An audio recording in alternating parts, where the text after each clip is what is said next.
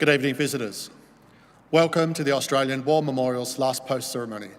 My name is Craig Burrell, and joining us today from the Royal Australian Navy is Petty Officer Benjamin Hale. Today marks the 105th anniversary of the Battle of Romani, which was fought between the 3rd and the 5th of August 1916. The battle ended the Ottoman threat to the Suez Canal and marked the beginning of the British-led Egyptian Expeditionary Forces advance through the Sinai and into Palestine. The British defences at Romani were sited among towering sand dunes, only 35 kilometres east of the Suez Canal. The Ottoman Fourth Army tried to outflank these positions on the 4th of August, and initially only the Australian 1st Light Horse Brigade was in a position to meet the enemy attack. The Australians were heavily outnumbered and conducted a fighting withdrawal. As the day wore on, Allied mounted and infantry units steadily arrived, allowing the positions around a massive sand dune known as Mount Royston, named for the charismatic light horse officer Lieutenant Colonel Galloping Jack Royston, to be held. These positions were held throughout the night and just before dawn on the 6th of August. The 1st and 2nd Light Horse Brigades advanced on foot with the bayonet. Ottoman resistance collapsed and a large number of prisoners were taken. Around 6:30 a.m, the 3rd Light Horse Brigade took over pursuit of the retreating Ottoman Fourth Army. The Allies suffered 1,200 casualties, including 293 men dead. Of the dead, 136 were Australians. Shortly, you'll hear the story of just one of them, Lieutenant Percy Severn Woodyatt. We're honoured to welcome Mr. John King, President, Returned and Services League of Australia, ACT branch, and Wing Commander Michael Garside, Australian War Memorial Air Force Fellow. We welcome the veterans who have served, those that are still serving, and the families that love and support them. We acknowledge the members of RSL and Services Clubs Association, RSL Victoria, and RSL Queensland, who are watching the broadcast of this ceremony across Australia.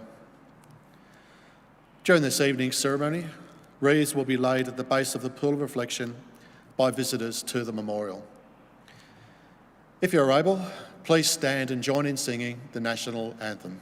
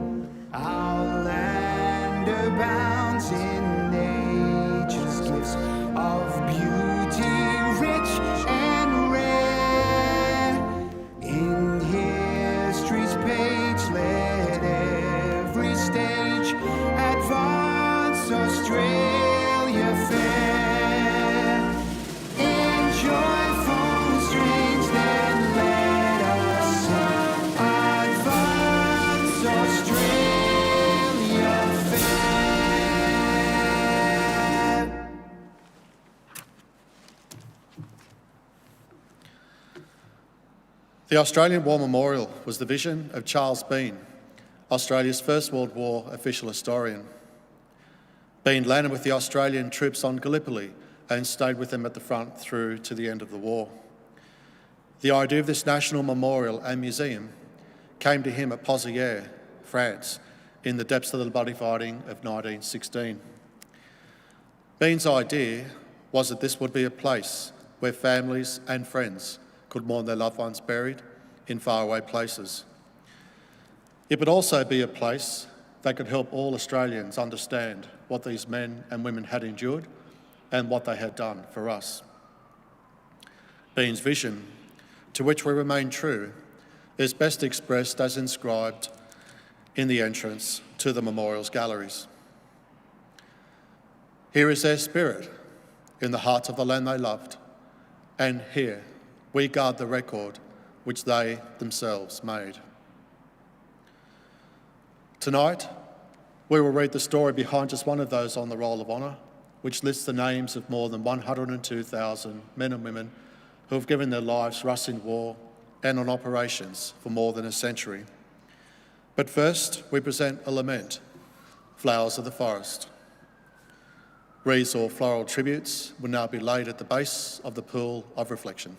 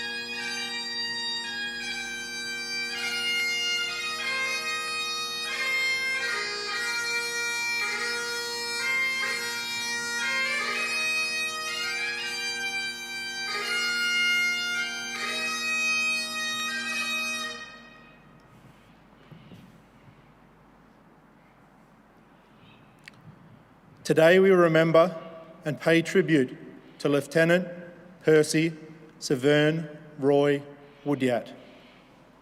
Percy Woodyatt was born on the 18th of November in 1887 in Gympie, Queensland. One of 7 children born to Walter and Kathleen Woodyatt. Walter's job as a postmaster meant the family moved several times during Percy's youth. In 1896, the family moved to Charter Towers before moving to Brisbane, where Walter was given a senior position at the General Post Office. He then became the first federal returning officer for Queensland. In 1909, Walter was promoted to Post and Telegraph Master and returned to Gympie. Percy completed his schooling the same year and moved to Laidley in the Lockyer Valley. Here, he became a member of the local acting troupe, known as the Laidley Merrymakers, and was instrumental in bringing the game of lacrosse to the town. He also played cricket for Laidley and swiftly rose to become the club's honorary secretary. On the 15th of December 1912, Walter died after a short illness. The death of such a popular and highly regarded personality came as a great shock to his family and friends. Percy Woodyatt returned to Gympie following his father's death, and by the time the First World War began, he was working as a clerk in the local branch of the Royal Queensland Bank. He had also been serving with the Queensland Rifles. Percy Woodyatt and his younger brother Montague were among the earliest enlistees from Gympie to join the Australian Imperial Force. Percy enlisted on the 21st of August 1914, joining the newly raised 2nd Light Horse Regiment and became a member of B Squadron. His brother Montague joined the 9th Battalion.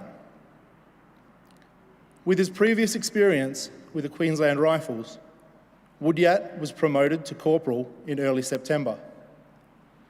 He embarked with his unit from Brisbane on the 24th of September aboard the transport ship Star of England. His brother embarked from Brisbane on the same day aboard the transport ship Omra. The ship steamed for Albany, where they joined the bulk of the first AIF convoy to depart Australia for the war. During the voyage, it was learned that the training ground in England were uninhabitable due to lack of accommodation and a bleak winter. The convoy was instead diverted to Egypt. The brothers would have spent their leave seeing the sights of Cairo together before Montague departed for Lemnos in early March 1916 to prepare for the Gallipoli campaign. Percy remained in Egypt until early May, when the light horsemen were sent to Gallipoli as reinforcements. The campaign had begun in the early hours of the 25th of April, and in the ensuing weeks, Australian casualties had been heavy. The 2nd Light Horse Regiment landed on Gallipoli on the 12th of May, and Percy would have been able to reunite with his brother, who had been in the first wave of men ashore. On the 4th of July, Woodyatt was promoted to sergeant, and a little over a month later was commissioned with the rank of 2nd Lieutenant. By the time the 2nd Light Horse Regiment left Gallipoli on the 18th of December, Woodyatt was one of only 3 officers of that unit that had not been evacuated sick or wounded during the campaign. The 2nd Light Horse Regiment returned to Egypt in late December. The unit became part of the newly formed Anzac Mounted Division and was given responsibility for defending the Suez Canal. On the 1st of March 1916, Woodyatt was promoted to lieutenant. At the end of the month, he was sent to the 1st Light Horse Training Regiment at Zaytoun to attend an officer's course. He rejoined his unit in April. In May, the 2nd Light Horse Regiment moved out to Romani, and over the next few months conducted reconnaissance work in anticipation of an Ottoman push to capture the Suez Canal. In mid-July, a large Ottoman force was detected moving into northern Sinai. Over the next 2 weeks, the 1st and 2nd Light Horse Brigades took turns in harassing the advancing force. On the night of the 3rd of August, the Ottoman force launched its attack on Romani and the 1st Light Brigade, to which Woodyatt's regiment belonged, took the initial enemy thrust. Just after dawn, the battle intensified. With both armies now visible, the Ottomans pressed their attack, their overwhelming numbers forcing the 1st Light Horse Brigade to withdraw up the slope of Wellington Ridge. During this withdrawal, Woodyatt was killed. He was initially given a battlefield burial close to where he was killed, but was later reinterred in the Kantara Military Cemetery in Cairo. He was 28 years old. Woodyatt's brother Montague went on to serve on the Western Front and was commissioned like his brother. He returned to Australia in 1919. Percy Woodyatt's name is listed on the Roll of Honour on my right, among almost 62,000 Australians who died while serving in the First World War. His photograph is displayed today beside the pool of reflection. This is but one of the many stories of service and sacrifice told here at the Australian War Memorial. We now remember Lieutenant Percy Severn Roy Woodyatt, who gave his life for us, for our freedoms, and in hope of a better world.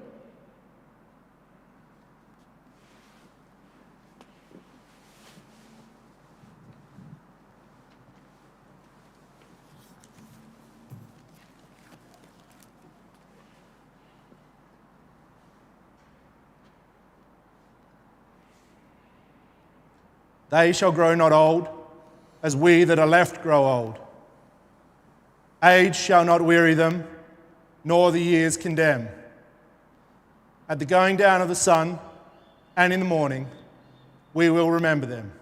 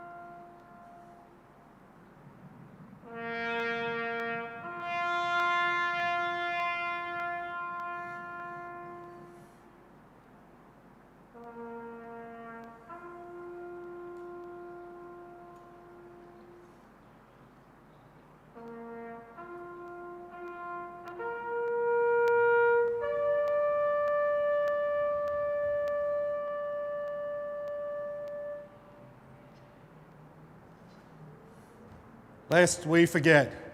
Lest we forget.